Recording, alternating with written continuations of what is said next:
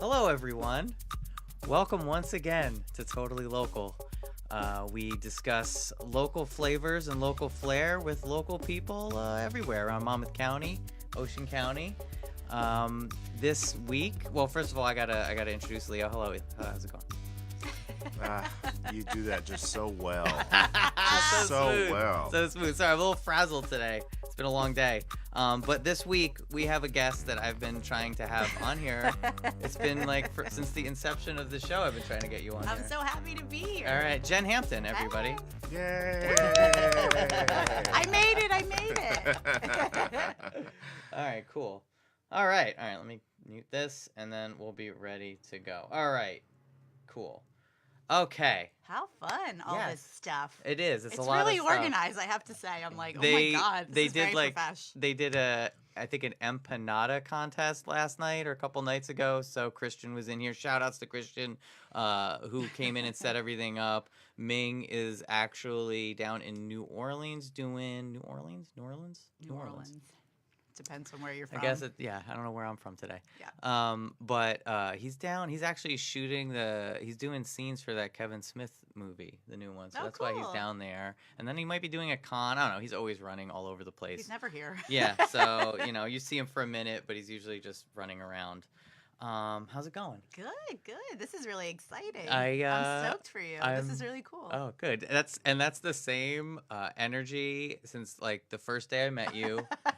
Not everybody, there's that stereotypical attitude that people have in New Jersey, and it really doesn't account for all of the people. I'm not from here. Well, there you go. Punxsutawney? Yes, from Punxsutawney, Pennsylvania. Where everybody says hello to everybody. So that probably will explain a lot. Well, it was like when I first moved back to the area, I'm hanging out with my buddy Ralph. Shout outs to Ralph, who knows everyone. Wherever he is. Yeah.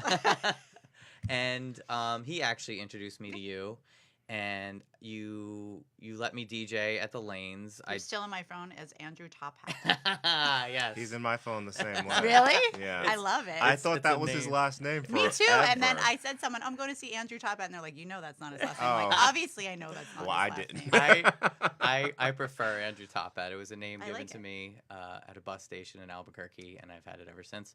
What's that about? Well, it's a long story. Neither here nor there. Maybe on another podcast. Maybe when I'm old and I have to do a little retrospective on episode, 1000 of Totally Local. Totally. It'll just be me sitting here. Here's me. And this is why. But back to you meeting me.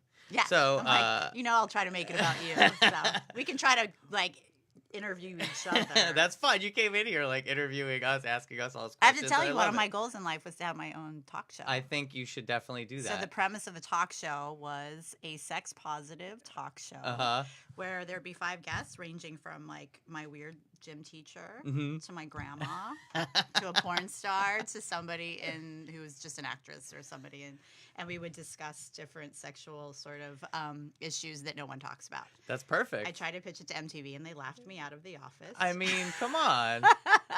I think know. it's great. Yeah. Is your brain just always going, thinking of Always, ideas, yeah. just planning things, and okay. So you're Let's from. go back. Let's go back. Let's go back to the back because we love Asbury Park. Mhm. The Lanes was legendary. You are one of the people that made in my opinion, one of the people that made Asbury Park cool, what made people want to come here and hang out. And there's so much discussion about the Lanes, pre, post, whatever. And all I want to say about that, it was legendary, it was awesome. It won't be topped. Now it's new and shiny, and the sound is good, and there's no holes in the roof, but it's not the same. Yeah. And the thing that people have brought up in the litany of discussions and comments, I think Jim Norton one point said it best, is it's about people. Yeah, totally. And you brought all these people together, kind of what I was saying before. And you were just kind of open. It's more of you have more of a yes and kind of an attitude, let's do this. Yeah. And The best quote I've heard about the Lanes recently, and there isn't a day that goes by that I don't talk to someone about it. I never hear good things, I think, because people feel ultimately guilty to tell me good things. But someone who probably only went to the old Lanes once in a while said, I went there to see Gang of Four. Hell And yeah. he's like, You were like when the old lanes was a place you never wanted to leave, and the new lanes is a place you can't wait to get out of. So I felt like I was like, can you elaborate? And they're like, they just don't feel like they really want you to be there. Whereas when you and your friends were running it, it was like, oh, don't leave, stay, stay. Who cares if there's nothing going on? Stay. You would go, or I would go, and like, I just walk in, and I didn't really know who would be playing. I would just no one like, cared, really. And I would just kind of. I'm the weird type of person where like I don't necessarily always want to be up in the front, and it doesn't mean I'm not having a good time, but sometimes I just want to sit in the back and just sit down somewhere and enjoy it. I heard there's nowhere to sit either, which is really a frustration of mine. It's just different. You walk in and it smells new.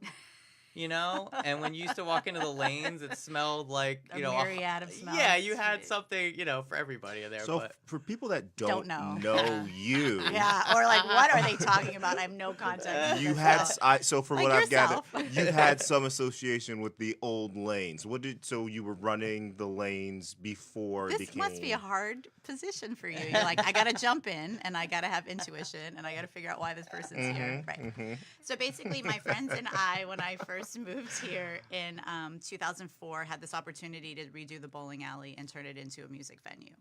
And we had a really great relationship with the owner. He had owned it since the 60s. It had been in his family. Sadly, it was in something called eminent domain, so they weren't allowed, and not to get into all the politics of what that means, but the nuts and bolts of it means you can't change the use, and you can't upgrade, and you can't build up, because ultimately the development group that owns the rights to that development, because of its eminent domain, they can just come and take it. Okay. They can give you fair market value, but of course they don't want to give you fair market value. They don't want you to make your business successful, because that would mean, say that we took it from a business that was $200,000 grossing a year to $1 million, they would have to give the owner $1 million. So it was a situation that was beneficial to all. As a 20-something-year-old, to have a group of creatives, musicians, and artists saying like, oh yeah, let's all do this. We don't need to get paid. We don't have to do anything. We have a clubhouse. That flew for about 3 years until we realized like, oh, there's insurance involved, and there's plumbing bills, and there's this. So fundamentally, the lanes always kept a certain sort of sensibility of like, it's not for everybody. Which, if you're a development company, you don't want that. You want it to feel safe for everybody. Our whole goal was like, we couldn't change the outside because of this whole eminent domain structure that we were sort of stuck in. So we made the best of a bad situation for all. But what that says is that no one's paying attention either, and no one says no. So what I've learned most about my decade there is that if you don't say no to people, really cool things happen, because no one's afraid of failure.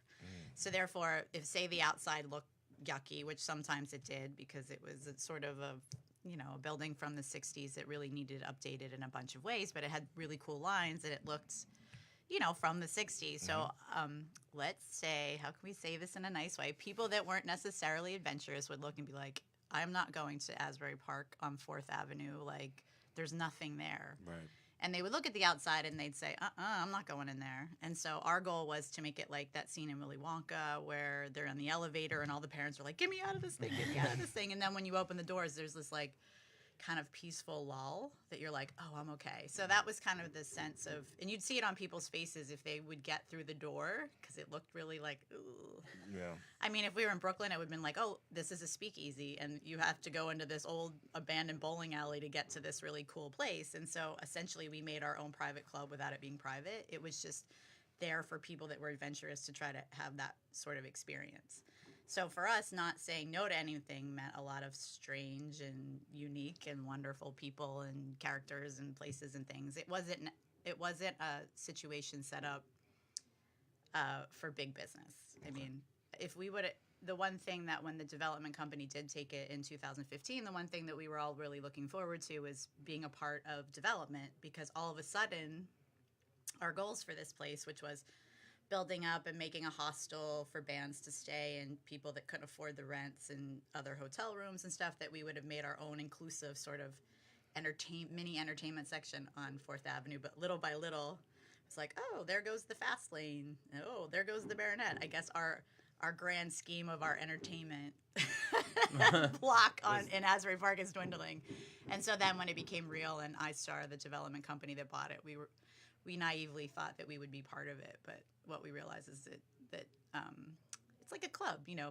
Developers don't necessarily want to hire cool, fun, unique weirdos. All that stuff is like, you know, they're like, well, what? That brings in a lot of what ifs, and they like numbers, and you know. Yeah, I don't fit into a. I'm very confusing to them. They don't understand why an owner would have let someone like myself build a business in a business. So it basically was a handshake deal. It was like, hey, if you guys are good by me, I'll be good by you, and that was great. And it's when you have to bring that into a multi-billion-dollar corporation, and they're like, what do you mean she owns the website and this and that and this and that and this and that? It's like when you like peeled the layers, it was like this very strange situation that would only work if there was a person behind it that was like, if I don't let these kids take over my bowling alley, I might lose it. You know, and we made, because we loved the family so much, it was a very symbiotic, everybody took care of everybody's situation. But when it becomes like numbers and cents, and I think a lot of the frustration of that is just, you didn't even give us a chance. You know what I mean? Like you didn't even take it for what it was worth. But then I realized now, 3 years later, is that they didn't care what we did.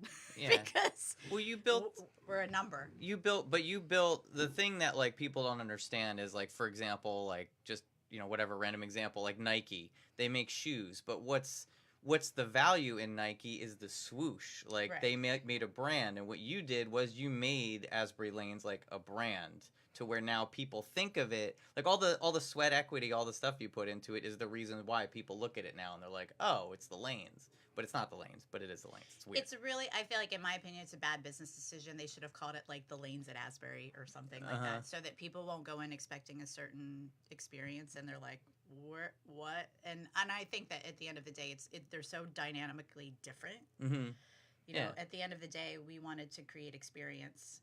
They'll tell you what they want to create experience, but that experience comes at the cost of 3 security guards and people that have to wear the same shirt. And undercover cops at the bar. Yeah. Ugh. And so, you know, when I found out, no offense to any sports lovers, but we had very strict rules. For a lawless place, we had very strange rules. No CDs were allowed to play. We only would let our DJs play vinyl, which was, I think, more probably because we didn't have a CD player. No TVs, because we wanted you to have a sense of like, you're here now listening to a band, so be here now listening to a band. Don't sit at the bar and watch TV. Yeah. If there was a TV on, they were allowed to play vintage movies from a certain time period that you probably wouldn't watch at home. So when I saw they were doing football on the big screen while like bands were going on, I'm like, oh, this is not my Asbury. I don't know what this is. And then when I heard like little things like, oh, the staff has to wear uniforms, like we were like anti all of that. We were like, oh, we want the door girl to be just as important as the bartender or the chef, because if this person doesn't do their job, the bartender won't get to do their job. And I feel like that's not necessarily, that was like my thing. I wanted to make sure that like you walked away from the experience of working at the Lanes with a skill set. So I would try to get like, oh, you want to work the door? Cool. Can you also make a flyer, or can you figure out, like we had this lovely woman who worked the door that's 6 feet tall. Because everyone's like, oh, you got to get guys to do security. I'm like, A, we're not going to have security, and B, we're not going to get dudes to work security. Because when I first came here, the one thing that was like very off-putting to me was like walking up to a club and having like some big grumpy guy being like, ID. Like that's my first experience walking into this place, like, or anywhere. Like that sucks, you know. So I didn't want that experience. So instead, we opted for a really tough lady who was like loved you or hated you, but at the end of the day, she ran her post very seriously. But we had a need for someone to learn how to fix bowling lanes, so she learned how to fix them, so that we could make sure that someone was always there, could fix a lane, because we didn't have the money to pay somebody, a bowling technician, to come in and fix it. So you would have people working at the Lanes, but what you see them doing was just one of the things that they were doing. You were really big into promoting, cross-training them to do other things at the Lanes as well. Yeah, because I feel like, what are you going to get from this experience when it's over? Maybe this will expand beyond these 4 walls, which was like what we were really big on too. Like, so if you came to me as a 15-year-old kid or a 19-year-old kid or whatever the age may be, and you're like, I really love, let's say, black metal. You know what I mean? And I was like, I know nothing about it. So, and they're like, well, I want to do a show, but I don't have the money to do it. Can you help me? We would sit down together. They would teach me about music. I would teach them about how to book a show. And then that's sort of how I learned from other people. Right. You know what I mean? Yeah. Because I feel like it is sort of this ideal situation where it's I'm going to learn from you and you're going to learn from me, and there's going to be no egos about it, because who cares?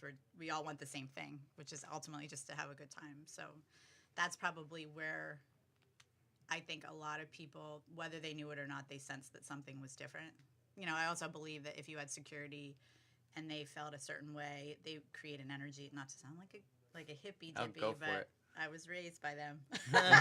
It's in there, but I feel like if you had big security guards, ultimately you're going to do something bad. But if you don't expect bad things to happen, they generally don't. And we were very lucky in 11 years that, I mean, I think we probably had 7 really big fights in 11 years. What made it like, how, when you started off, because there's been so many famous like big acts that have come through the lanes. What attracted, like, how did you get those people to come into the lanes and like do stuff? Like I mean, I can go down the list of stuff, but like starting out, what were the things that you did to be like, I want to get people in here? How did they come through the door? I think sincerity. I didn't know any better. So you just would like call people and be like, hey, could you show up? Yeah, and do so this? I figured out how to write a really like fun form letter, and we set up the room looked really cool, so it had a certain feel to it anyway, and we'd take pictures, and I would send like, hi, my name's Juicy Jen. I'm writing from Asbury Lanes in Asbury Park, New Jersey. Do you know about Asbury Park, New Jersey? I didn't either until I moved here, but let me tell you about Asbury Park and blah, blah, blah, blah. But I didn't know the business of music. Like, it was never my goal to work in music. It was like, oh, wait, you have to have an agent and all that. Like, there's contracts. Okay, well, so I learned along the way. But I'm sure tons of agents would get my email and be like, who is this idiot? Like, oh, my God. But I feel like it, like the yogis say, your vibe picks your tribe. So I feel like there's certain bands that works for, especially ones that are like anti-establishment or like not into corporate music and stuff. And so at the beginning, the guy who started and put us all together, Mel, was a very strong individual. And so he, because of his group of people, whether that was like car people or car swap people or whatever, essentially they would listen to certain bands, whether that's old hardcore bands or garage rock bands. So I feel like it evolved out of that like niche market. This is what I'm into, and I'll just email them and maybe they'll come. Well, at what point did you realize, I think I'm onto something here? Like, what did Never. You really? No. You never had a band come through and you were like thinking, how did I get this to happen? John Waters was there, and I was like total goofball because he's like I love John Waters, and I was just like, I must have looked like a total fool like the whole day. I was like, he's coming here in 2 hours. He's going to be here 2 hours, 3 hours. Oh my God, how's everything look? And so I feel like that was one of the moments I was like, how'd this happen? I don't understand. Like, why is he here?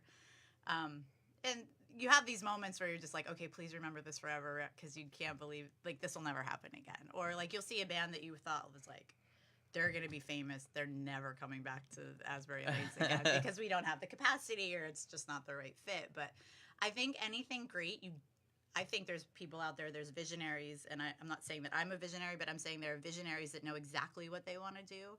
I think sometimes that if you're honest with just, I don't know what I'm doing, or I know what I'm doing, and I think I want to, and you trust your intuition, you kind of just show up and you're like, oh, okay. But it's only through like looking back that you're like, oh, that's cool, we did that, And I think when you're in the moment so intense, you don't know what you're doing. You're just like, okay, I have to get through the next 6 months, and how do I pay for this, and how am I going to pay for more staff, and how am I, and you're constantly troubleshooting and problem solving in creative ways that still is like, wait, this is still fun. Like, what am I doing? Because none of us made a ton of money. It wasn't like... It was more passion.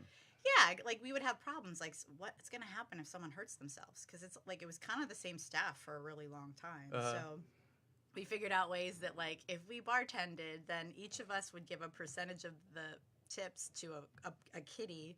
So if someone breaks their arm, we could help them until they could work again. Like, that stuff. And I'm like, oh, we were doing workers' comp. I don't know why, but, because I just think it becomes such a family that you're like, oh, no, if Justin's out for X amount of days, that's really going to mess with him. So how can we get money to him? And, and that's kind of how we did booking, too, because we didn't have any funding for booking. So we would bartend, and then Lainey and I would take a percentage of tips, and other people, and they'd be like, here's for the house, because I think when you're a team, the chef understands if 300 people are here, I'm going to make more money. The bartenders understand there's 300 people here, I'm going to make more money. So they're like, we want you to book bigger shows. So how can we do that? So it's kind of cool that happened. I mean, it was super unique, and it's like, you know, I've asked people that like recently. I've asked people that a lot. I'm like, why isn't there another?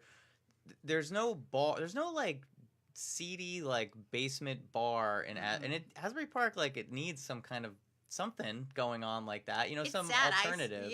It's funny. I for the last 3 years, I realized that like I used to see maybe 20 bands a week. I've maybe seen 20 bands in a year, and I feel like for me, it was never about just music or. Like, the bowling was, like, the last thing we worried about. In fact, it was like, fucked up. oh, my God, the bowling lanes, you know, like, we got to get more pencils. Why do I have to find more pencils?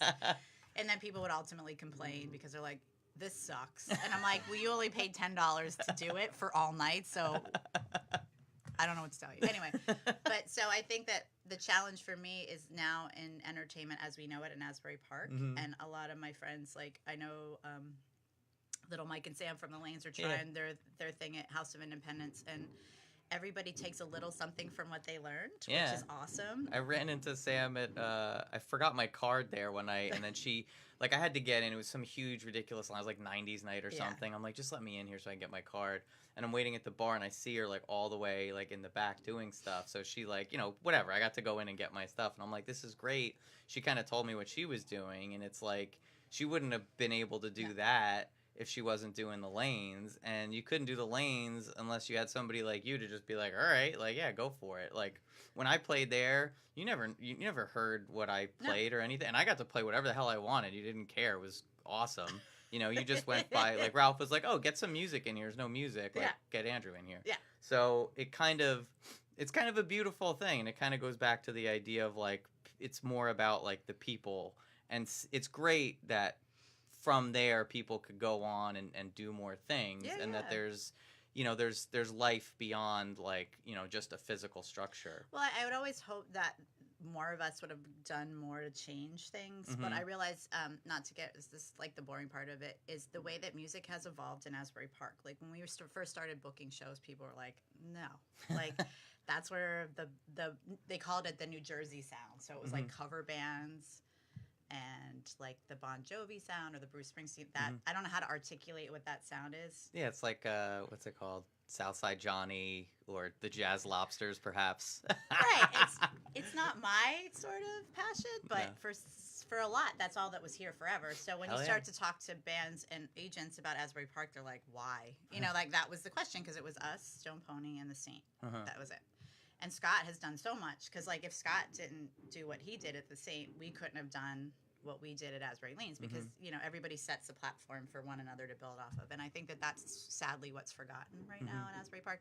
It's like, oh, in this lane you have Asbury Lanes and they have AEG, and in this lane you have the Stone Pony and they have Live Nation, and then Little Mike's trying to do his thing independently. But how do you do that if everybody's it's like creating booking wars? Yeah.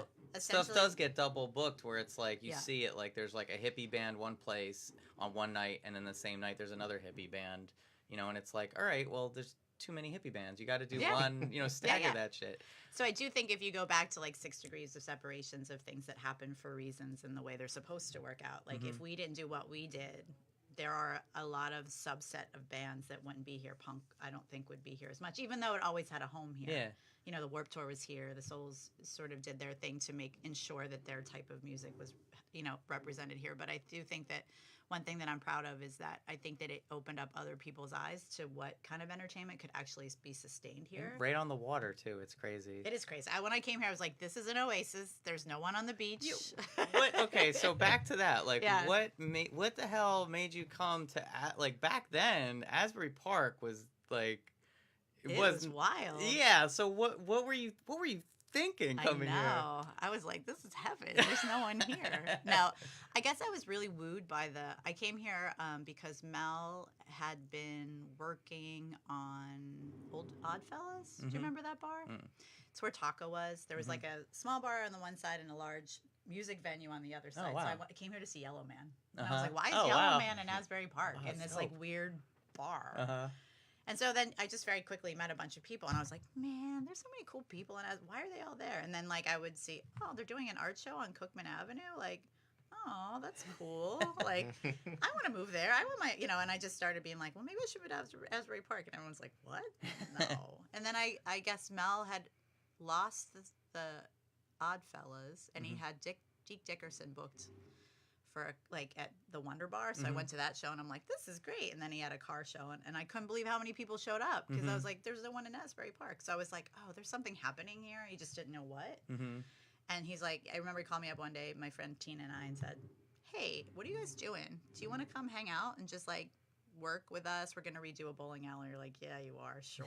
And I'll never forget it. We pulled up to 4th Avenue. There were these, the old windy parking machines. Oh, yeah. They were old tombstones. Some of them were like this, and I was like, do you think we have to pay for parking? And I was like, I don't think so.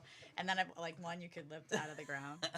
And this old man that used to own the Baronet, Walter, came out. And he said, what are you kids doing? And I was like, oh, can we go in your theater, pretty please? And he took us all through the Baronet. And oh, wow. It was like, this place is magic, and someone forgot about the magic that's here, and that's so cool. So I think that, and so long story short, I was like, some guy just gave you this bowling alley?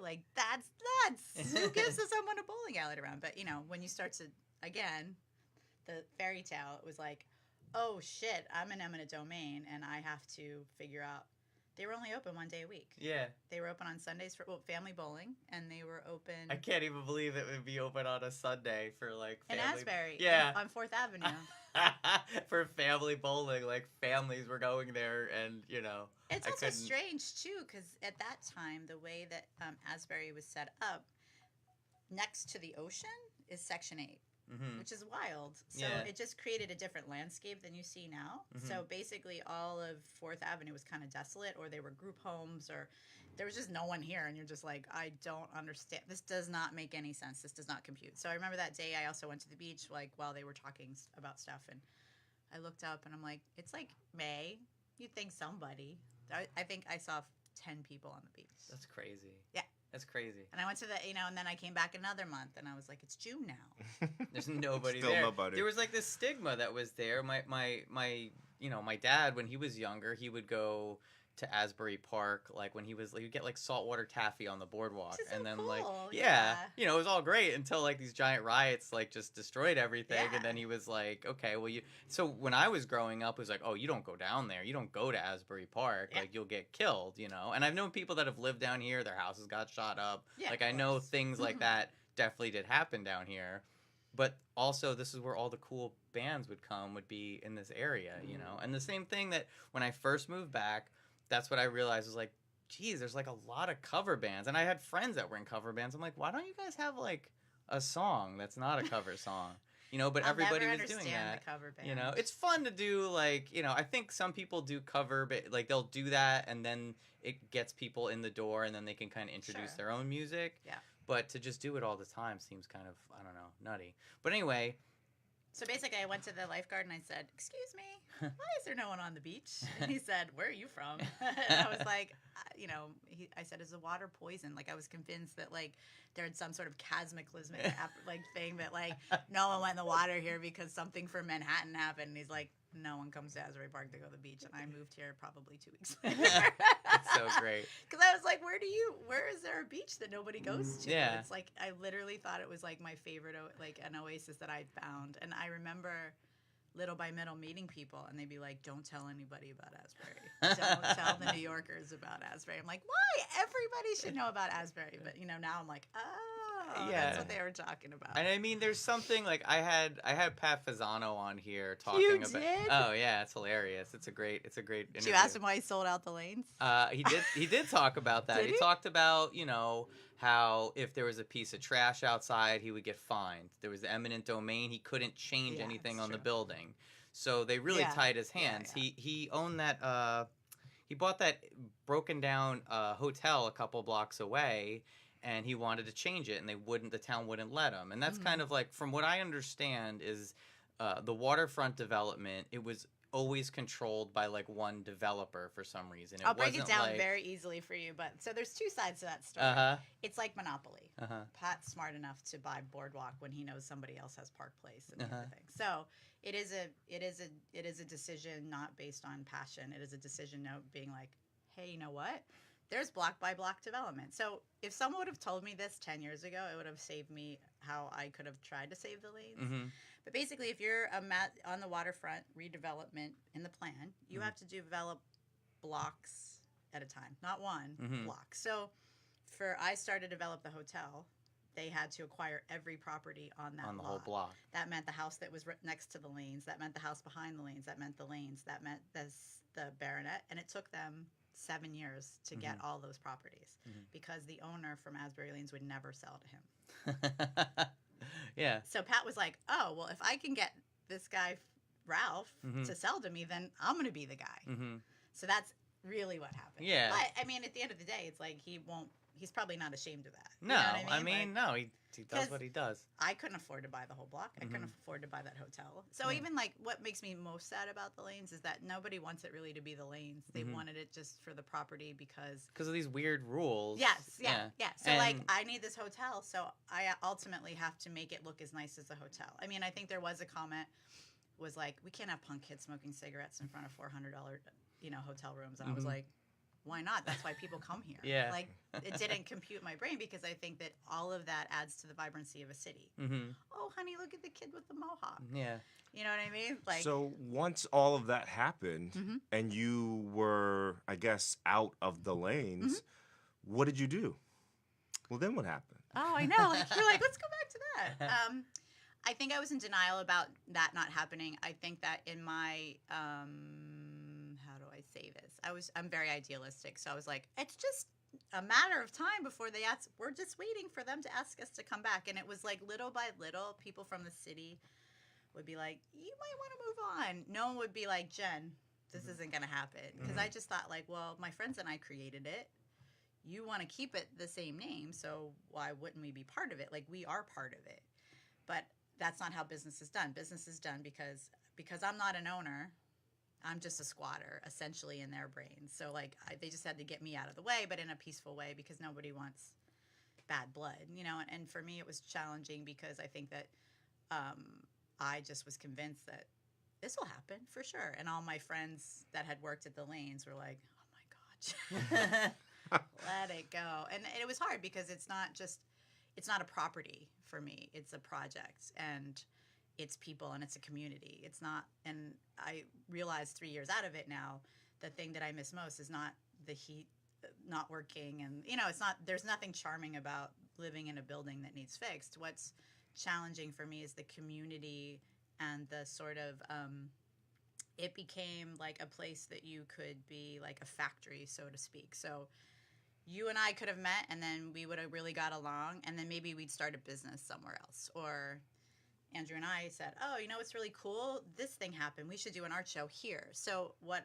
made me the most sad, and I think what I mourned, because I went into this sort of dark mourning period, and I said, I think what I mourned the most is that there is this lack now in our community of a place where people can feel truly comforted and not like I'm a weirdo or I don't have enough money to be here, or there isn't a place that makes you feel like it's yours. Sadly, and positively and negatively, we've been invaded in Asbury Park. So there's a lot of animosity because people have been here. And this happens in any situation where people have existed for a certain way for so long. Change is difficult, but you're getting a certain kind of group of people that feel very entitled. So, in the past, we had the lanes to be like, well, they're not coming here. Yeah. There's no good seating either. Yeah. Like, I go places, I can't just go and sit down. It's the truth. And it's funny, too, because I feel like, it was part of, like, it's like you're in a war and you have all your soldiers with you. We don't have our soldiers. Well, now you just see them strewn about where you kind of point at them or say hi, and they're doing their thing and you're doing your thing, but there's nowhere to go where it's all together.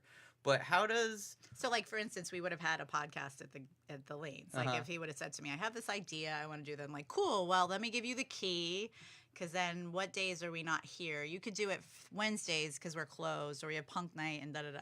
So there isn't, for me, a place. So I had to find sort of ways to fulfill that, like, how can I help people experience the things that make me excited. I know that sounds weird, but I parlayed that into a mural project on the boardwalk because I just had, you know, for me, the challenge of, because I'm a curator, so whether I'm curating groups of people to come together or music or art or performance, it's a matter of, I want to put these things together and package them up and give them to you. And then I hope that you'll take that experience and package them up and give them to your friends. So it's this way of all of us creating this sort of unspoken community. And I didn't know how to do that anymore because I had done it through the vessel of music and performance, but it was what was challenging for me. I didn't have a home after the Lanes. So I said, well, what can I do now? So I decided to do a mural project on the boardwalk that I have an art gallery, and what was frustrating, one of the things, and I'm jumping ahead a little bit, but one of the things that's very frustrating for me is that just like the Lanes, if you weren't brave enough to walk inside, you were missing a whole bunch of things that you were like, could have made you grow or upset or excited. Same with art. Like, it can really affect you in good ways and bad ways, but if you don't step inside a gallery to have that experience, then it's done. So I thought, well, if I do one on the boardwalk, I'll make people have an experience.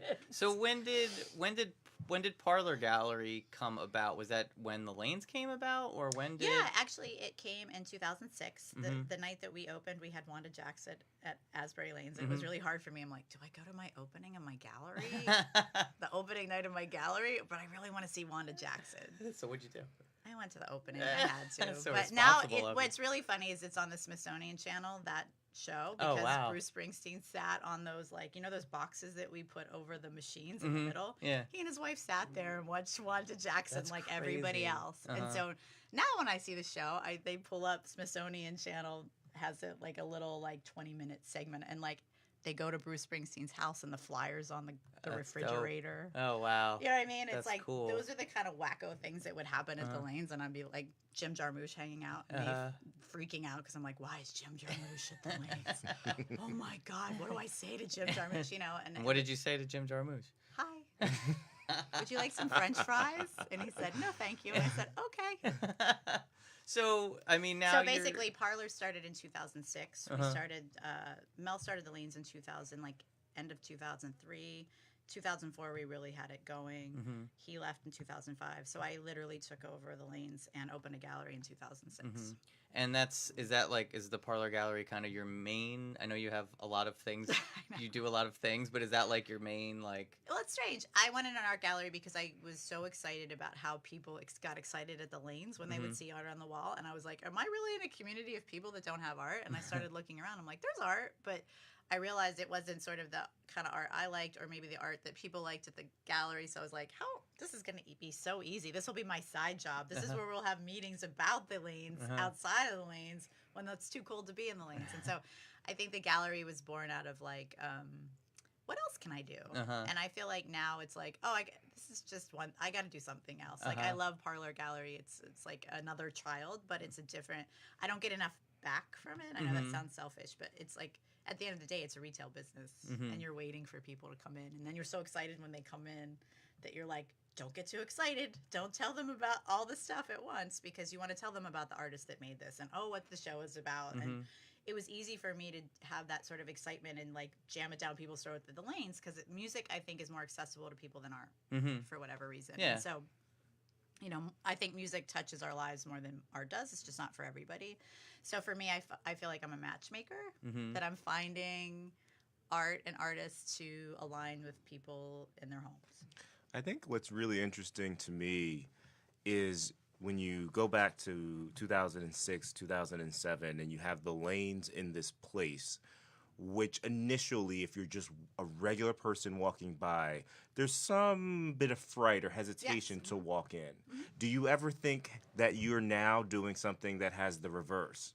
Or maybe the same? Because a regular person might walk past the fancy art gallery on Cookman and say, well, I can't go in there, but that piece looks really nice. Yeah, or maybe look through. So what do you do to try to bring a welcoming, come on in to the new place that you have? So basically, Parlor, we called it Parlor because I wanted people to think it was comfortable, or I don't know if I wanted it. I had 3 partners to begin with. I think I got outvoted. I think I wanted to call it Vandal or something funny like that to make it like less serious. So basically the idea was to have a gallery. a contemporary gallery feeling in a sort of casual space to showcase art that you might not necessarily see in this part of the world. The challenge is still 10 years ago, until we just celebrated 10 years of having a gallery. It's the same problems. Doesn't matter how much money you make or how little money you make, everybody's intimidated to walk into a gallery because I think it's empty. So people are like, oh my God, I have to talk to her. Or I have to buy something. I don't know where that came from. Like, do you go to a color? Well, I guess it's like if you go to a car dealership, would you buy a car? I don't know. I just don't understand why there's this like stigma about galleries that like, oh, if I walk in, I have to buy something. Well, I mean, yeah, it's not like if it was like maybe like the Parlor Museum. Exactly. You know, Yeah. if it's Then, a gallery, then the word gallery in and of itself is like fancy to me. Or maybe like even if it had something, a sign that says, donations welcome. So I'm like, oh, okay, so I Come can just check throw it $5. out. Yeah, I can walk around, throw $5 in the box. That's an interesting thought because we do get a lot now that Asbury's like known as this place to go do things, and they're always asking what the cover charge is. Yeah. You just make it And I up. finally said to my partner Jill, I'm like, should we just say $5? Like, but I would go all the time. Suggested donation. Yeah, 'cause like, okay, I just pay the $5. I don't have to buy a $1,000 piece of art. It is a funny thing because it's there's something similar. There's an energy that runs in how I dealt with the lanes that I do with Parlor, but it's just like it's such a different animal because Asbury Lanes, we had a gallery in the back, and then it started the whole idea of having a gallery was something like if you weren't into the band and you went there with your friend, and you're like, I don't want to bowl. You could have French fries at the little diner counter. You could go in the back bar that looked like a grandmother's basement, and you'd be like, oh, there's art on the wall. That'll kill some time, And it was like to me, it was like just an extra step to have an experience because the whole idea was, I want to give people a different kind of experience they're not going to have here. So I think I take that to Parlor Gallery as well. It's just that it's the amount of people that want to have that experience is way different than booking a burlesque show and getting people to come is way different than trying to get people to come to Those an were opening. wild too. I never been to a burlesque show, and then Sex toy bingo. Oh yeah, you People would- been? Oh yeah. Oh, I you was been? there. Oh good. Oh good. That was born out of like, this night is so dead. What do we do? And I remembered I went to a fundraiser in Philadelphia at a small bar, and it was sex toy bingo. And I was like, we could do it way better. And that was how we figured out how to get a wholesale account at a sex toy factory. The host would go to the factory and pick out, and we had a salesman that would call us, be like, oh, you should really check out this double-headed blah, blah, blah, blah, blah. Yeah, it was wild. I can't tell you how many cease and desist letters we got. Oh man, really? Yeah, we just rip them out. For what? What would they? Gambling. Oh. People are crazy. I was like, come. I would write letters back. Come. We're not giving away money. I insure you. No, it wasn't money. Man, we were doing so good with that too. That bummed me out. We had like some porn stars that were interested in coming to host with us, and of course Ralph was like, "I'll help you out. I'll help you out." He's the one who brought me. Yeah, exactly. I'll do it. And I was like, man, we're getting so good with this. That was another one when the lanes closed. I tried to sell a bunch of our shows, and by sell, I don't mean financially. I mean just will you take us in? Nobody would let me book burlesque shows. Nobody. I don't want to take that liability. I don't want to. So like that was something that I was like, I don't think I could book nightlife at this point because everybody's so worried about their bottom line and how many drinks are you going to sell, and well, what does this mean? You're giving away sex toys? What is like? That's what I mean. I was gonna like ask you about that too. As far as like, is there space like west side, north, anywhere of Asbury Park? Are you just like, do you have that desire still to have a music venue? Yeah, for sure. But Have I don't you want thought it to about be. it? Yeah, all the time. Do you have like any like do you make any strides, or is it just like not Asbury Park? You'd have to do it somewhere else.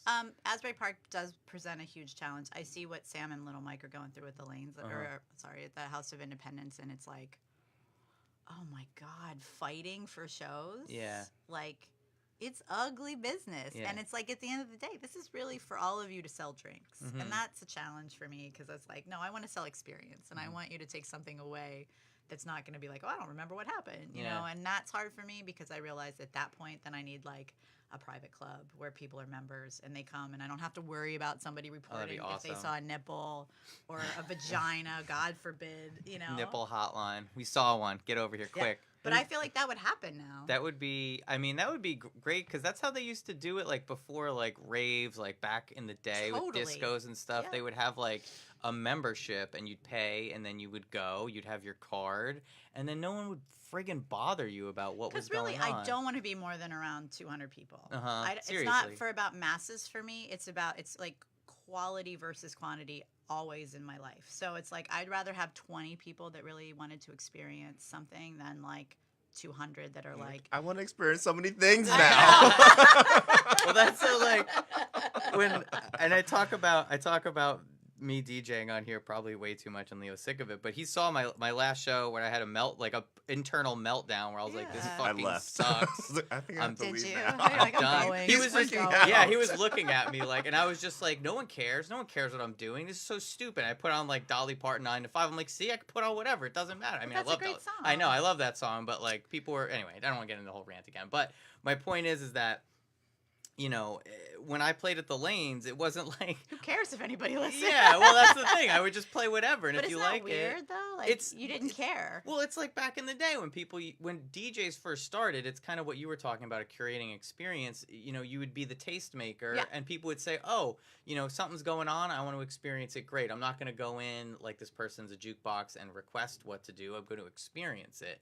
And, you know, now, like, towards the end of what I was doing, it was funny because, like, whoever was booking the stuff would be like, well, how many people can you bring? And I'm like, I can't bring anybody. I'm not going to bring people here. Are you kidding me? I know. And that's, for me, is the challenge. It's like when people, this is so mean, but when DJs would bring us their, like, reel, and, like, their machine, we were like, what kind of machine do you use? We were like, nope. It was like the more technology, nope. We know what they want. They're gonna bring they're gonna play every dumb hip hop song. Like no, my whole goal was like I want to book DJs that are gonna play music I don't know because I want to learn. Yeah. You know, and so like if people would bring us resumes, we'd be like, oh yeah, okay, and they're like, no. That was the sound too at the Lanes. Like JoJo set up, as far as I know, he set up the sound, and I'd love it when he would be there. Yeah. And I would play because I would just play songs so I can go and stand in front of the speakers and listen to them very loudly. Yeah, yeah. You know, and there was a time where I played there where there was this. It was like a family. It must have been like a local family. And they were bowling, and it was like me and James That Vance. was awesome. Yeah. That was awesome. I totally know what you're talking about.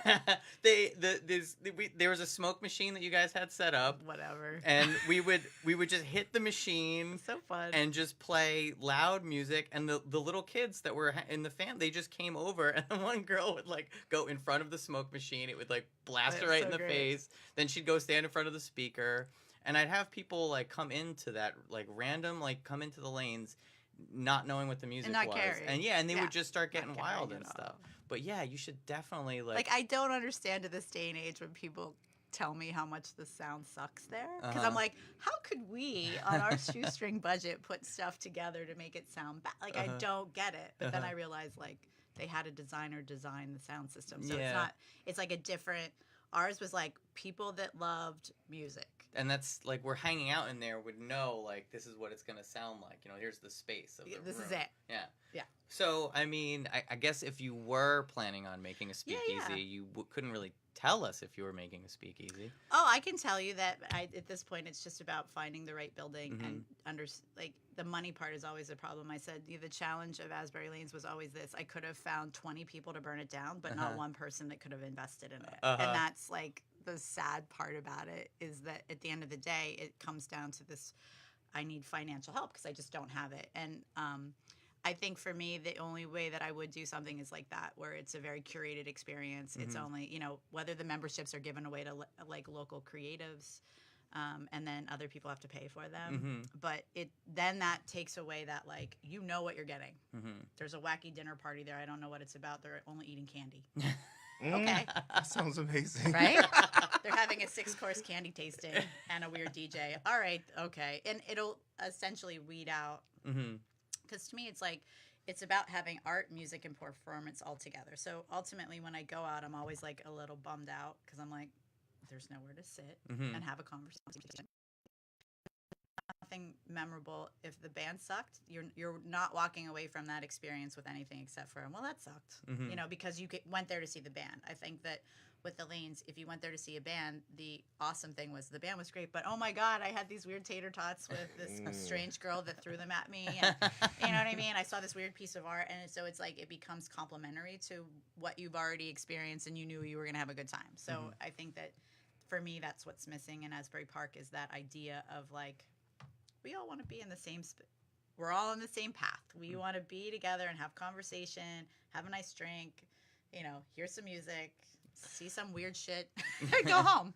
So are you doing anything like that at the Parlor Gallery? Do you have any events coming up or interesting experiences happening? Or is that not a thing that ever happens there? The Parlor is challenging because of the space. It is a very, like, if you've never been there, it's a very, like, long railroad. It's very wide. It's perfect for a gallery. I think we've been the only tenants in there for 10 years. So it's, when you think about sort of, like, hanging out, we'd have to do a lot to the space. And then the challenge of art on the walls when people are drinking is always a present challenge. Like, we just had our 10th anniversary. It was packed. It was awesome. It felt like a party. I was like I felt like I was at the lanes again, picking up drinks and stuff. And then I look over, I'm like, oh, there's red wine all over the wall. You know? And it's like, so I think this, and I think sometimes, like, everyone was like, well, why would you not do the lanes again? The lanes is done. Like, that's something that happened, and it was a synergistic thing that happened because we had to make a bowling alley work. So everything were choices based on the fact that we were in this weird, odd-shaped building, the way that the speakers were done, the way that the art was laid out, the way that we were laid out. So I do think I like the idea of curating a space and letting the space dictate what it needs to be. So I think Parlor, for me, it would be challenging to do what I would really want to do without, like, a kitchen or some place that you could pick up glasses and what. Like, I hate plastic glasses. That was when the tides were turning at the lanes, when they made us get rid of all the glass. I almost quit. Yeah, I remember I'd get my drink, my gin and tonic, it would be in a glass. I was like, this is great. And I'd sit in the back and nobody would bother me. I have boxes of such cool glasses because Lainey and I would be obsessive about going to, like, flea markets to get glasses. I meant to bring in these. Chips. I have the chips. Yeah, I have all like. Someone stole. We had like thousands of them, and someone stole the box. Oh, really? So somebody out there has. I just remember JoJo handing him to me at one point whenever I was playing there, and he's like, "All right, you got to give these back." I'm like, "Yeah, I'm gonna give them back, sure." And then like I woke up the next day and I had them. Giving back. I was like, "Oh shit, I have these still," and then I just have them now. So I do believe that I'll do something again. I think the challenges for me is I just thought it would be easy to parlay what I did at the lanes into something else. But what I realized is that everybody liked what we did, but they didn't want it. It's like, oh, I really like that stray cat, but I don't want it in my house. Yeah, you can't. I mean, it's kind of like I just watched a documentary on like Studio 54. That was and great. Like you can't recreate it. Yeah, but that's the thing is like it comes, it's there, and it's not. The beauty in it is that it can't. It's in the impermanence of it. Like it couldn't sustain. Like Studio 54 couldn't sustain what it was because it would just, go off. You just can't, basically. So the fact that it was there is like you have to appreciate it. You have to appreciate the people you met along the way. But it's still, there's that desire to have. For a lot of people, I think. Have something to just go to, and it's weird. It's weird reading like a lot of vitriol on like the comments of Facebook and people saying like, it was this, it was that, like, you're like, did you go that. there? Yeah, I know. I'm like, I never saw you there. Yeah, I'm like, you didn't, when there was like a giant like it looked like the apocalypse hit outside where they were like bulldozing everything. Wasn't that like, wild? Do you realize we all went?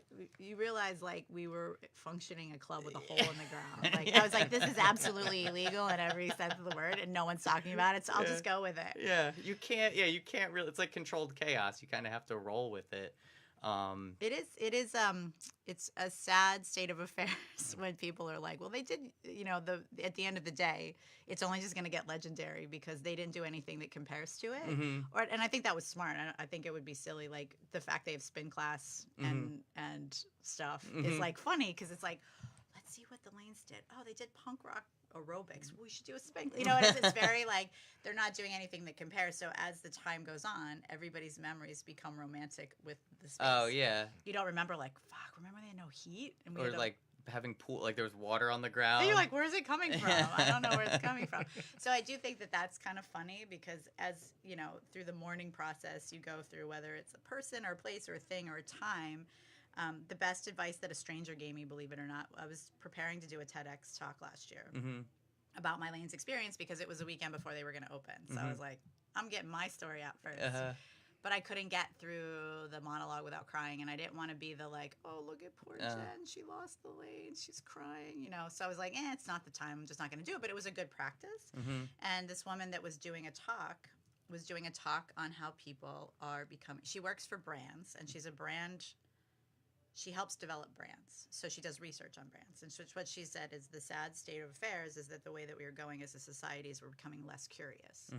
So curiosity is something that we're losing, that sort of practice. And she said, it sounds like what your place was all about curiosity. And so therefore, how would it have existed in this day and age where people need a very strict box to be in, because here's my friends and they're on my phone and I know exactly where I'm going because I read this article and this article told me to go here. And you guys don't fit into any of those things. So she's like, you know, I'm going to give you this word of advice and you don't know me and I don't know you and you can take it for whatever it's worth. But she's like, I used to be in theater, and basically when a theater would run, like a theater performance would run, you'd have maybe 1 year, 5 years.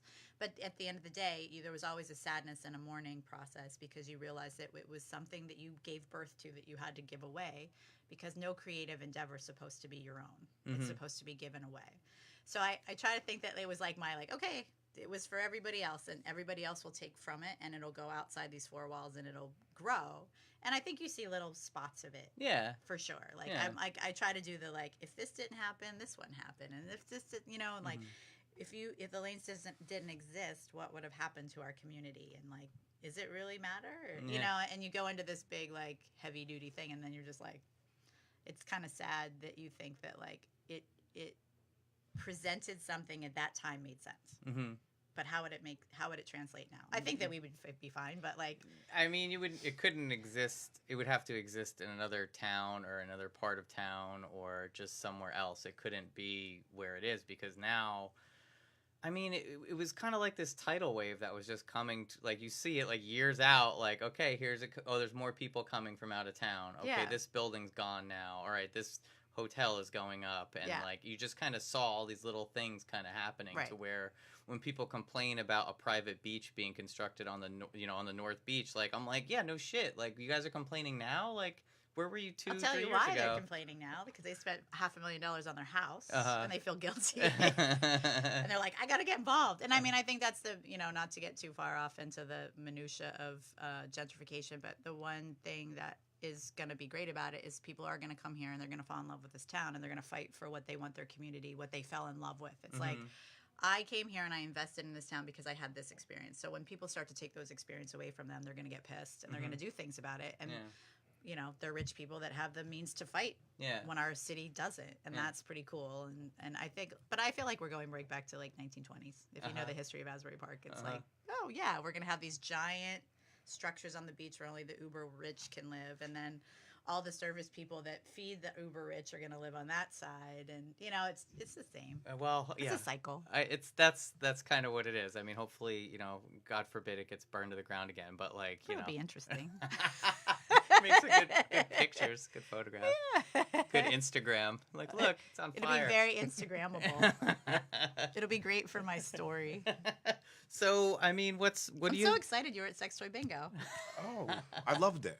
I have so many videos of like moms doing the like blowjob competition, and like the guy that won the most works at Starbucks, and like everyone's like, "Thank you so much for doing that." I'm like, "Oh, it's so great." Do you have like a lot of pictures and video and stuff from the lane? Not enough. You know what I mean? Because think about it, from 2004 to 2013 or whatever it was, 14. It's like, we didn't use, like, that's so sad to me.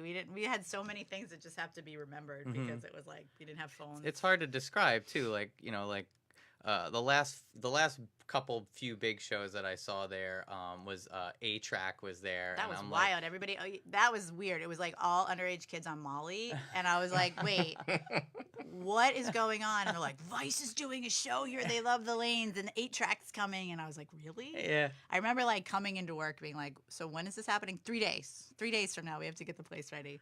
And one of the kids that booked it from Vice wrote like the best article, which was basically like, I went to this weird place in Asbury Park, and I think it could have been the drugs or not the drugs, but I was definitely stuck in a pinball machine. And I was like, that is the best. That's the best compliment we could have ever gotten. So yeah, that was wild. There was that show was crazy, and then Coolio randomly doing a show. Little there. Mike was like, "I want to book Coolio." I'm like, "No, absolutely not." And he's like, "Why?" And I'm like, "That's just no one really. Come on." And it was just like, "I'm doing it. I'm doing it." I'm like, "Whatever. No one's coming." And then there's so many It was people insane. there. It was crazy. I was like, I guess I'll eat. I mean, what the beauty of booking at the Lanes and why you saw such a diverse calendar is because we had a collective. We were called the Little Death Collective, and everybody brought to their table what they were into. So like, I would bring performance.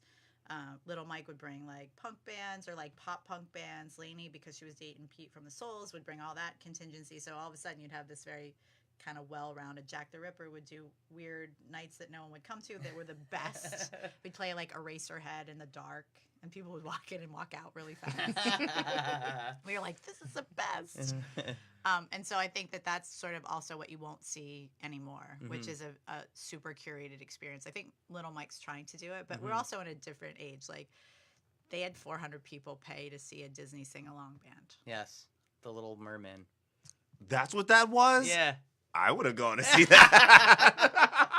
These people are so smart. They dress up like the characters. They sing the songs. They play the video on the screen. They have curated drinks. They have a step and repeat. Oh, I'm so mad I missed that. You can still see it. It comes often. What do you think, like, a difference is between, like, Asbury Park as a town and, say, like, Austin as a town? Like, if you go I've never been to Austin. Oh, really? No. It's like, it's, you know, it's, I guess it's more of, like, a liberal vibe. I don't want to put, like, a political lean on it, but it's like, there's always shows going on. It's super friendly. There's just stuff going on all like throughout the week, and it just doesn't feel as, I don't know, it just doesn't feel as co-opted as Asbury Park has become. I think that what's sort of sad about Asbury Park currently, and I'm sure many people, like, this has to be the debate of like the last year. It's like, oh, you meet people like, this is the greatest. I'm like, 3 people developing the town is not the greatest because it'll all essentially be the same color gray or the same structures or the, you know. And I think with Austin you probably have more people involved in the development because it's a much bigger place. We keep forgetting Asbury is 1.6 square miles, so it is wild that we're even getting this level of development here. The ocean is obviously what's driving it.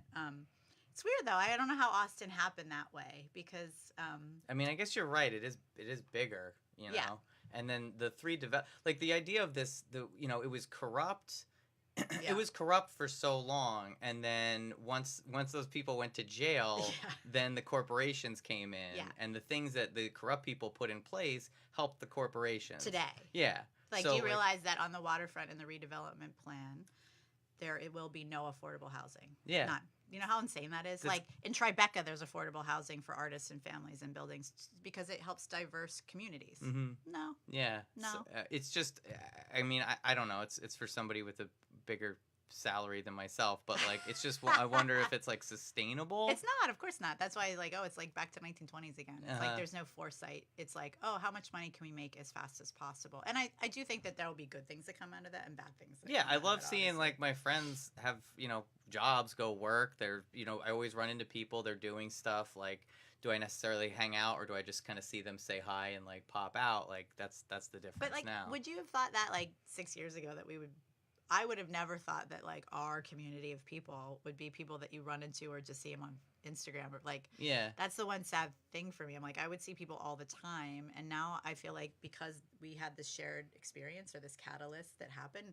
it made everybody's life fracture in some way. And so I feel like, wow, can one place and one time really carry that much weight in someone's life that when it's over, it's like, well, I'm done going out.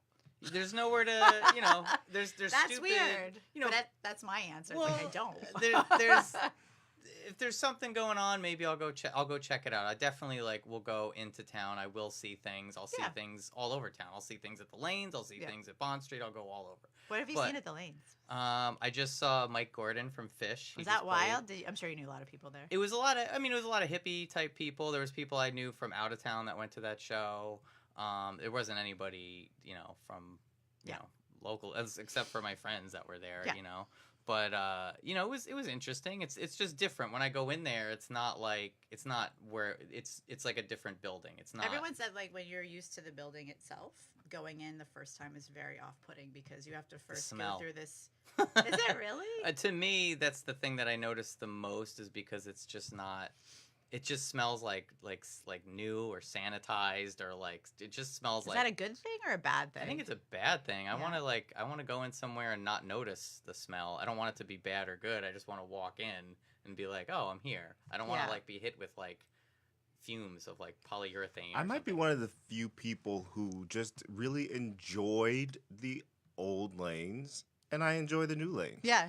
I mean, I miss what the old lanes just was. It had that grit. So great. You're the perfect example of someone to ask. So since you enjoy both experiences, why do you think what was better or worse for you? Or is it not a better or worse thing? It's a different thing. It's just a different thing. Okay. I think it's it's visually for me. It's just I just walk in there and I'm just staring around like this is really pretty. Like Yeah. what they've done visually, the lighting when the Yeah, people yeah. are doing. I'm just like staring at. I can stare at the lighting thing. Yeah. For like an hour and just be like, look, it's doing something different now. Look, it's still doing different things I haven't seen yet. I haven't been there, so I don't know Yeah, yet. it's really cool Yeah. lighting, and then just all the stuff they did visually is really, in my opinion, well done. But there's not that sense of a community. There's not that sense of family. There's not that sense of I can just take my shoes off and order a cheap beer. Yeah. It's you're gonna pay a ton of money, and there's people with attitudes who are Is coming it? to town. I mean, Yeah, the people. the people, The people. just come, and so there's that. So there's plus and minus, but.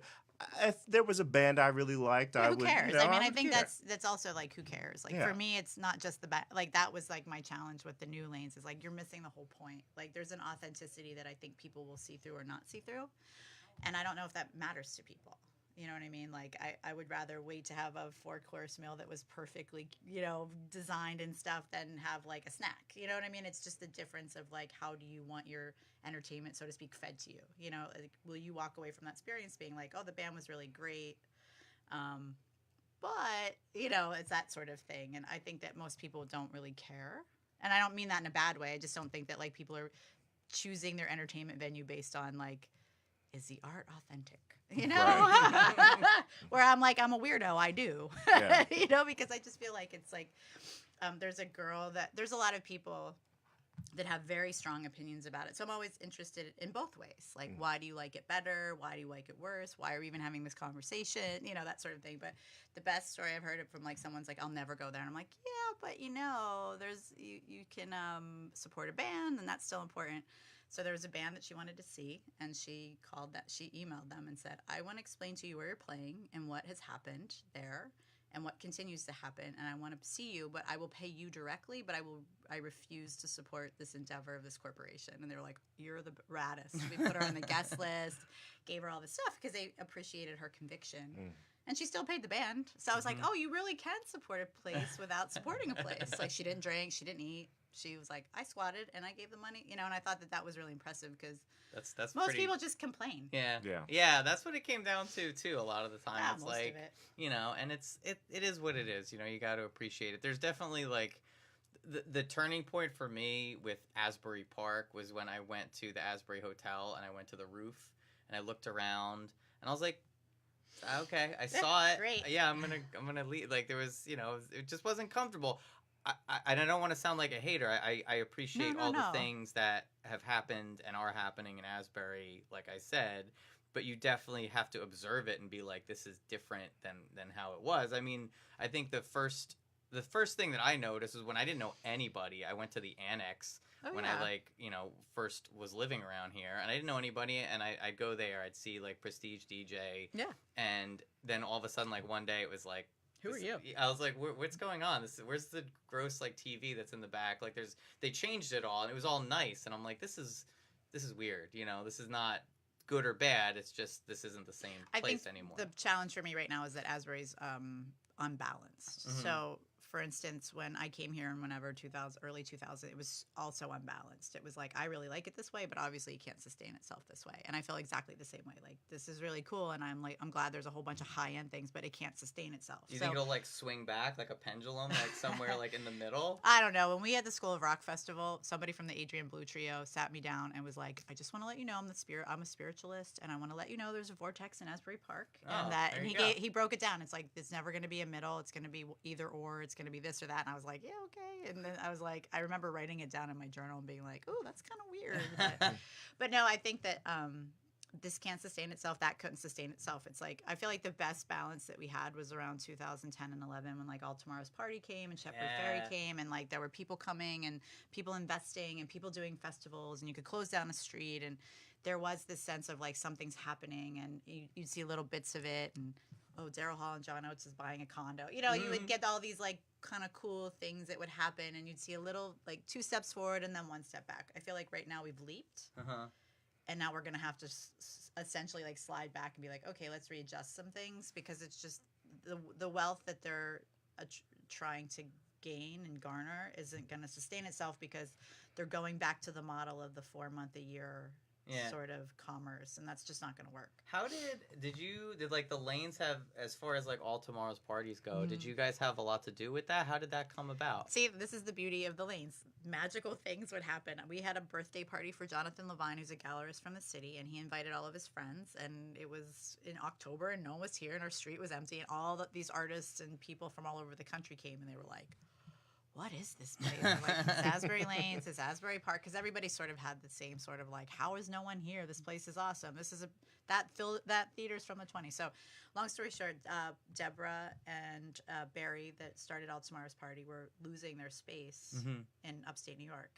And he was very anti-corporate music, and so was I. So we had a great conversation. He's like, I'm coming back to do All Tomorrow's Party because of this bowling alley. I'm like, yeah, right. And he totally did. That's crazy. So that was like the catalyst of like, we could do this here. So then I brought them around, and I introduced them to like all the developers and people on the boardwalk, and then Jonathan's like, well, now Shepherd wants to come and do something. So can you get permission for Shepherd to do murals? And can you do this? And I was like, yeah. So you curated all that when they put them. I mean, I think there's like one Shepherd Ferry. There's like one permanent one. The rest of them were wheat paste. Oh, is it permanent? Is that why it's still? I was wondering like why that one was stuck and then the other ones like all went so that away. one was made with paint and spray paint. The others were wheat paste. That they wheat pasted up. So, I mean, was that kind of a catalyst too, or did that kind of give you the idea as far as like the Wooden Walls project and setting that stuff up? Yeah, so basically I've been asking so we did murals at any wall that was kind of coming down on 4th Avenue. Pork Chop would do it. And other artists that would come in town would be like, I'll paint that wall.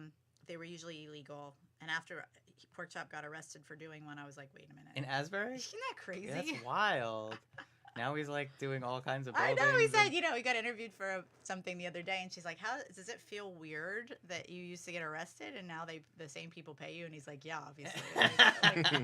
Like, I remember at the time he was spray painting and no one gave a shit because no one was around, and he was like waiting for me to get off work, and I just remember being like, "Pork Chop's getting arrested." I'm like, "Yeah, right, whatever." And it was like 2:00 in the morning, and what had happened was just like there was a domestic abuse call, and the cops kind of thought he was the person. And, it was like 2007 or 2008, so he heard somebody creeping up on him, so he ran, because that's what you get robbed here, so you run.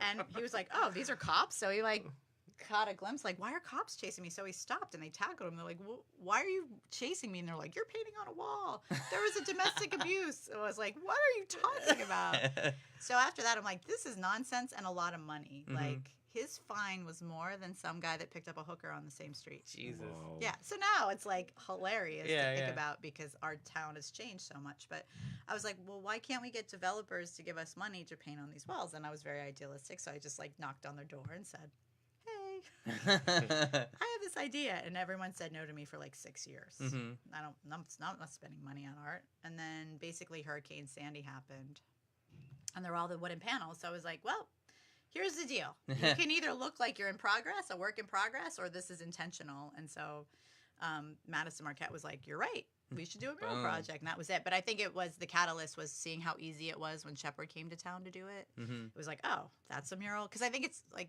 Asbury Park is all about hand-holding. Because if you haven't had that experience, you're ultimately going to say no, which is back to if you never say no, then you're going to miss out on a lot of stuff in the world. So in our town, it seems like people are apt to say no first and then yes. Oh, yeah. So if you hold their hand and show them it's not painful and not weird and stuff, they're like, oh, okay, that's fine. That's what you're talking about, because everybody has a different conception of what something is, especially if you're not a visual person or an art person.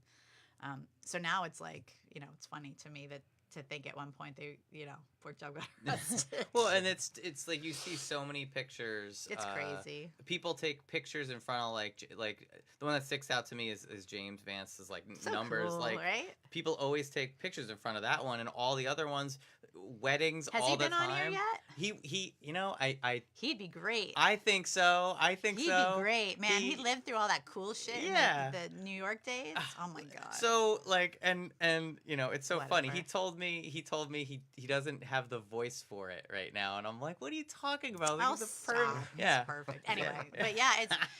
I can't say that I curated it for that intention. Obviously, Mhm. I think it was just cool to have I think the visual of having an art gallery near the beach is pretty wild. And you know, now that I see like brides fighting over which mural they're gonna think, I'm like, again, I've done something that makes everybody money but myself.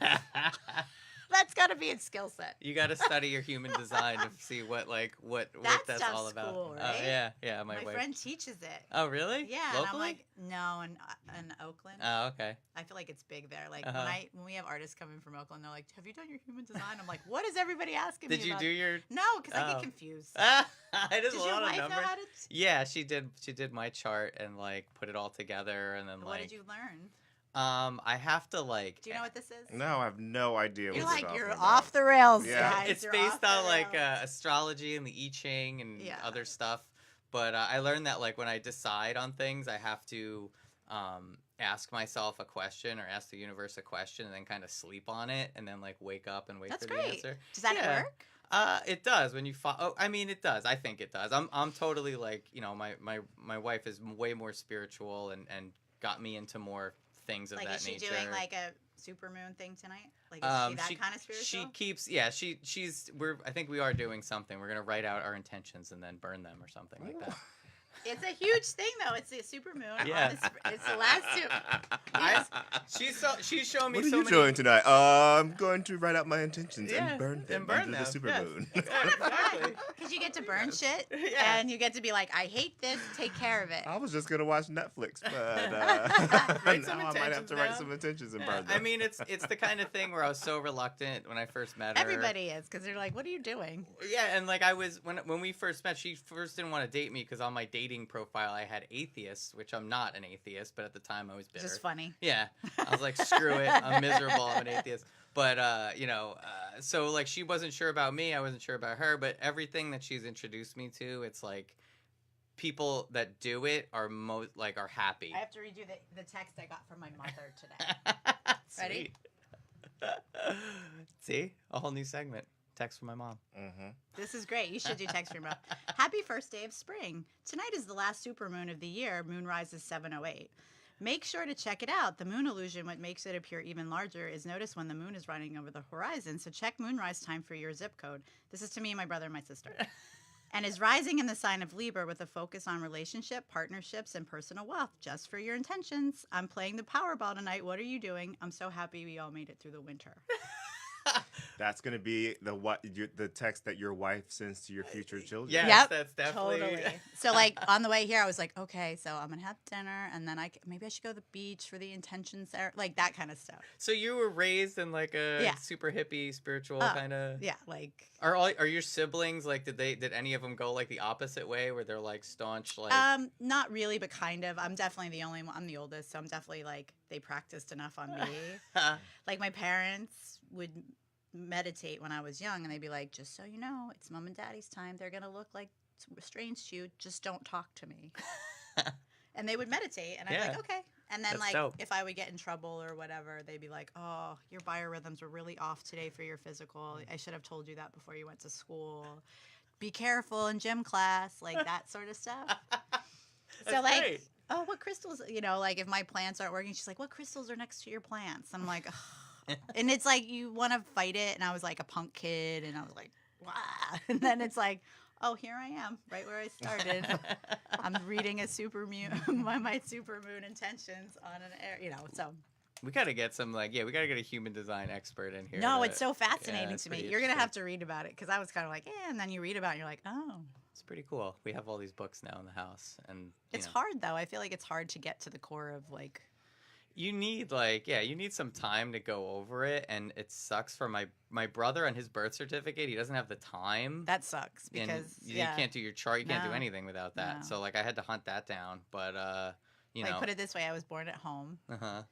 A Hare Krishna delivered me because they were afraid if something happened, at least there'd be some sort of spiritual person there.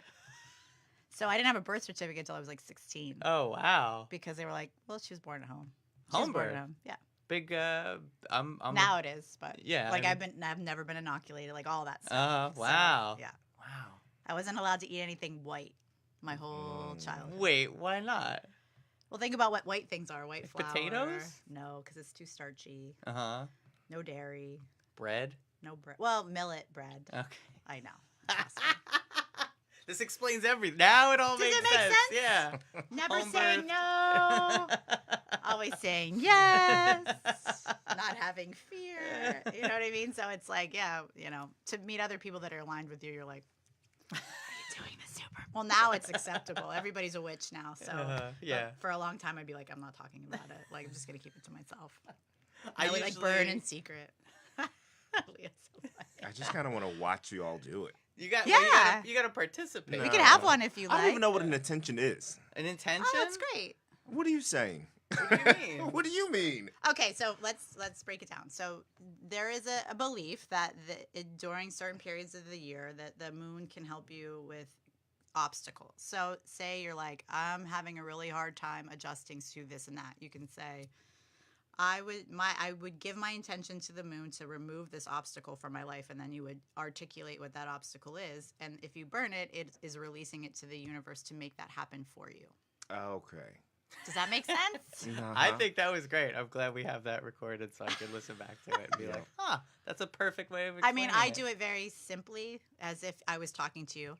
Dear Supermoon, I'm having a really hard time with my relationship with money, and since you are helping us with personal growth, I would really appreciate for you to help me find $2 million so I can open a private club.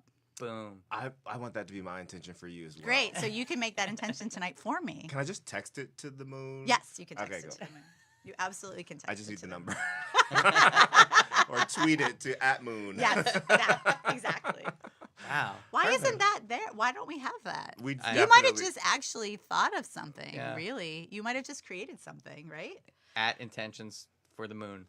Because kids in technology aren't going to want to do the ritual of the burning and the paper and touching paper and stuff. They can just use their phone to do the intentions. But what do you do with the phone then? You burn it. Or you erase the text. There you go. Man, I'm telling you, you have just started something. Yeah, you're onto something, Leo. So You're a visionary. I'm not going to make any money just because.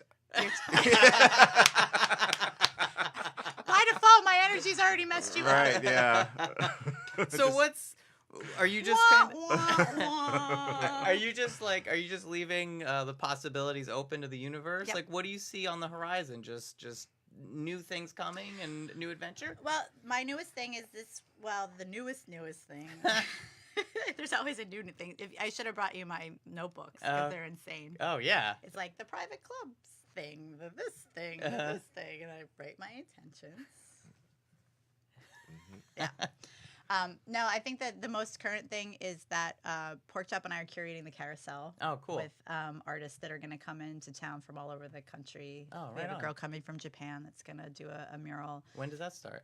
whenever it gets warm enough because cool. it's really cold out Oh, there hell yeah. still. But Yeah. that's going to be cool because basically I have this big plan. I want to do a conceptual carousel house, which is basically how you go to towns and there's in Chicago, I think it's the cows. Mm-hmm.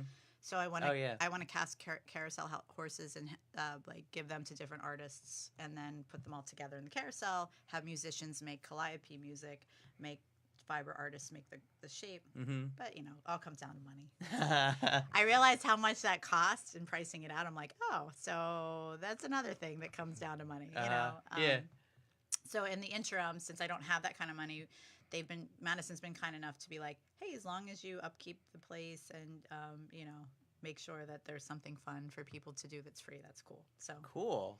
last year he did, we curated the last 2 months of it. Mike Shine came in from California. Mm-hmm. They did a collaborative mural. He made a weird jellyfish that hung from the ceiling that moved.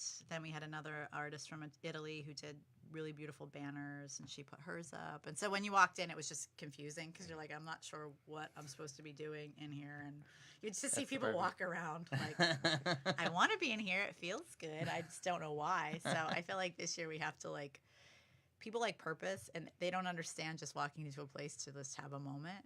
And I don't know why, but like we sit on the beach and have moments, right? Some people can sit on the beach and just look at it. Some people are like, I can't sit on the beach. I got to play in it, you know? Or so I think that's very indicative of like what's going on now. Everybody's so constantly like no curiosity. Everything's spelled out for them, so that when they stumble across something that's like, I didn't see this advertised. What's this? You know, they're like, I don't understand. Do I walk in?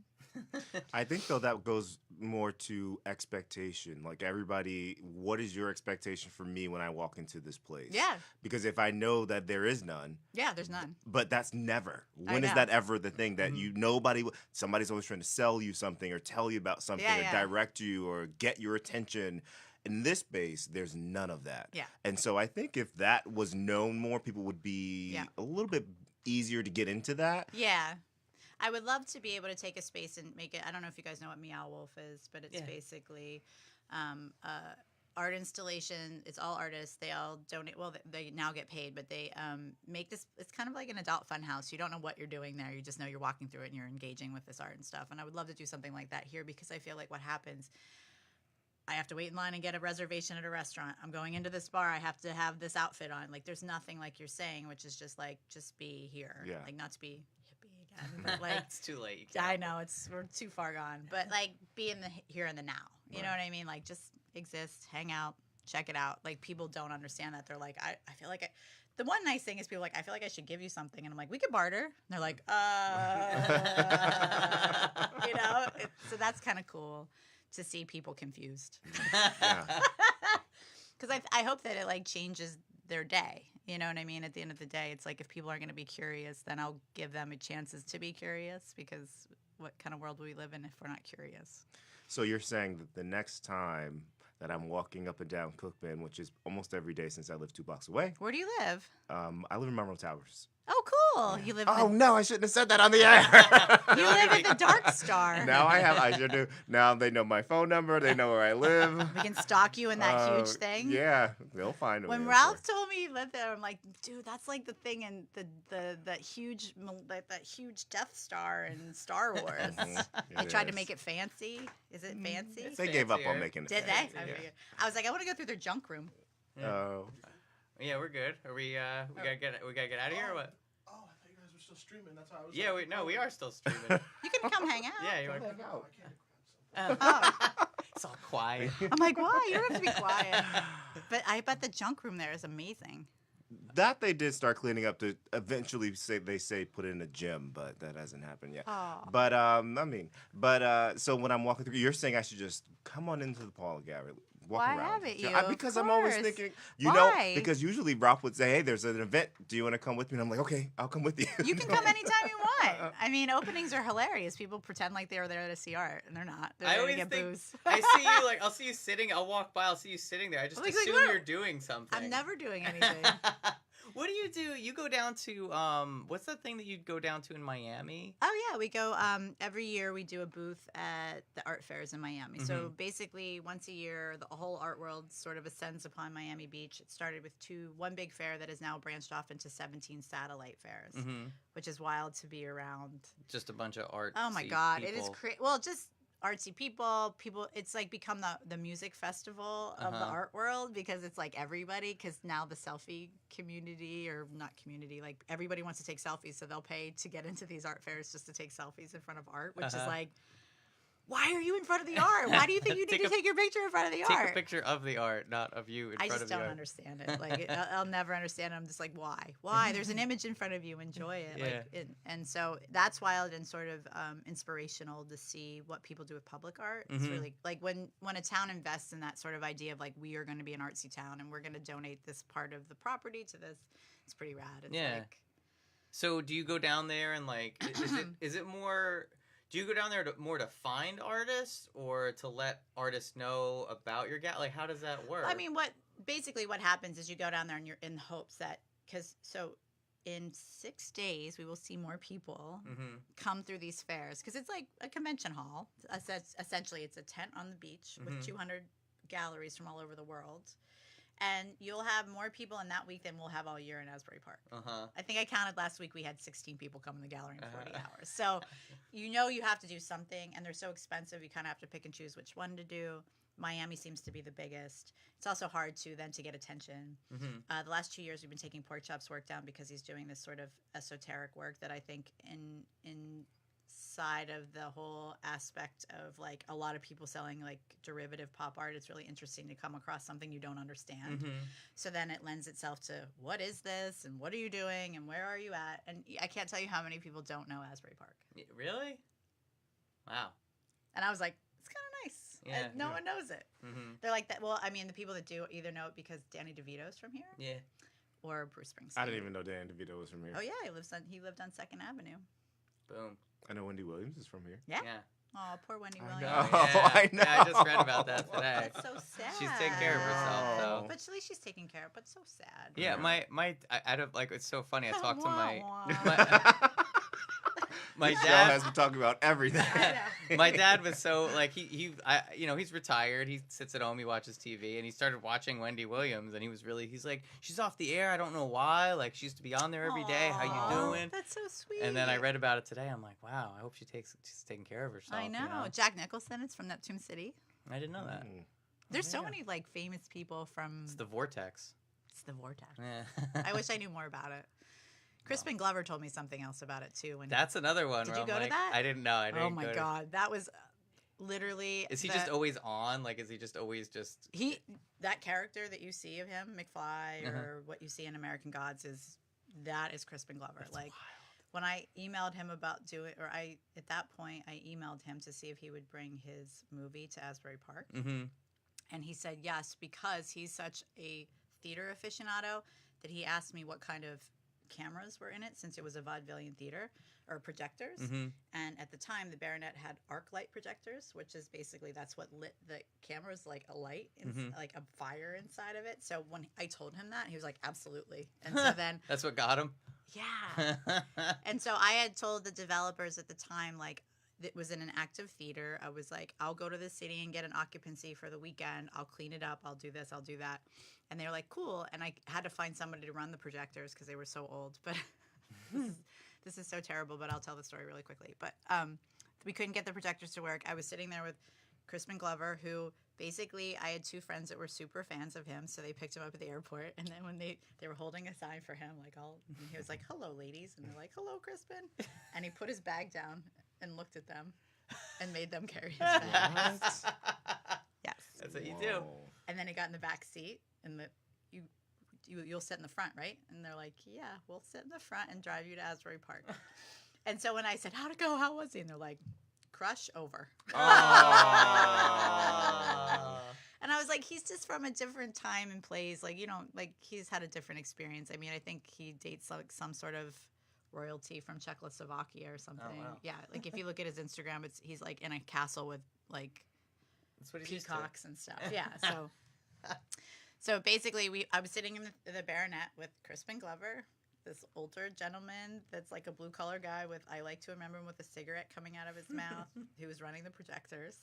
And then one of the like suits from Madison Marquette, and we're all like, "How's it going? How's it been?" I'm like, "Oh, it's going good. I can't get the projectors right." And he's like pacing. And then all of a sudden the guy goes, "I think I got it." And he went upstairs and he clicked it on, and the theater illuminated. I was like, "Yes, it's working." And there's a scene in one of his movies where a paraplegic boy is masturbating in a clamshell. Okay. And that was the scene that came up in front of all of us.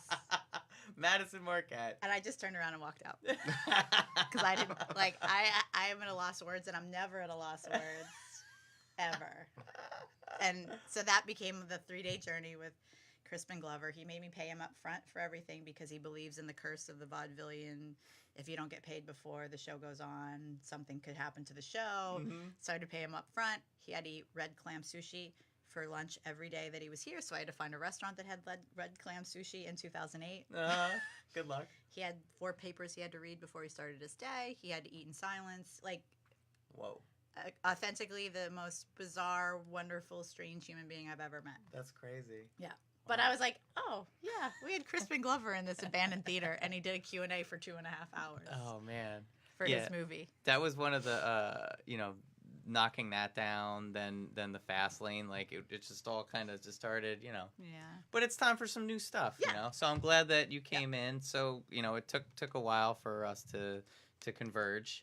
Yeah. But I'm so glad that we did. That's awesome. And, I really think that you did so much for the town. Like, you did so much for the culture around here. So I appreciate you. Oh, that's so sweet. I appreciate you, because if I didn't have people that cared, then it wouldn't have mattered anyway. There you go. It's just one of those things that I feel like if you live your truth. Mm-hmm. No, if you do what you really want to do, like, people will appreciate it. And ultimately, it's infectious, and people will go along for the trip with you. Hell yeah. All right. That's great. We got to get this one on board. We got to burn some intentions. I will at least go that far. Can we do? We'll have to plan for like a late night moon intention. Oh thing. yeah. There's got to be like more of us that are like. Oh yeah, there's tons of weirdos all around. Still. That is true. There are tons of weirdos all around. We'll bring you to our side. All right. All right, cool. Well, awesome. That's the podcast. Yay, it's so fun. Let me. I'll put the theme. Parlor Gallery, Cookman Avenue. Oh yeah, Parlor Gallery. Yeah, I will be Why passing don't you come by. in? Oh well, now you're gonna see me all the time. Oh good. You should. You should see them. I have lots of fun visitors. You'll be like, oh, this is what you do. I like it. Yeah, totally.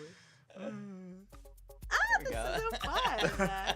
Well, thank you again, Jenn Hampton. Thank you Yay. very much. That was great. I learned so Leo. much every week. Thank you, Kristen. It's a great show. Thank you, Ming. Thanks obviously. for missing it, Ming. Yeah, hope you're having fun poor there, Ming. Mr. Hollywood. I'm gonna text him. Thanks a lot, Take dude. a button. Oh, I will. I love And please come back. Like, there's I so much will. more I feel like we could talk about. Like, we've kind of covered, like, the stuff that's happened, but there's stuff happening. I feel like there is, like, there's a lot to, to talk about. And I can always do my sex positive podcast for you. Exactly. We We could could have have a whole sex positive episode. Oh, With definitely. Juicy Jen. There you go. With Juicy Jen. I have no idea what sex positive is. I'm just thinking Me it's neither. good sex, Just positive pretty sex, sex, talk. not gross sex. I think it's like talking about stuff that in the past people would have a negative connotation. So Yeah. just being positive about sex. Yeah, why shouldn't you? All right, we'll do that. Right on. There you go. All right, cool. Thanks a lot. Thanks, everybody. Oh, it feels, the world sounds so much nicer in here. Why I know, is that? right? I don't know. So you guys knew each other before.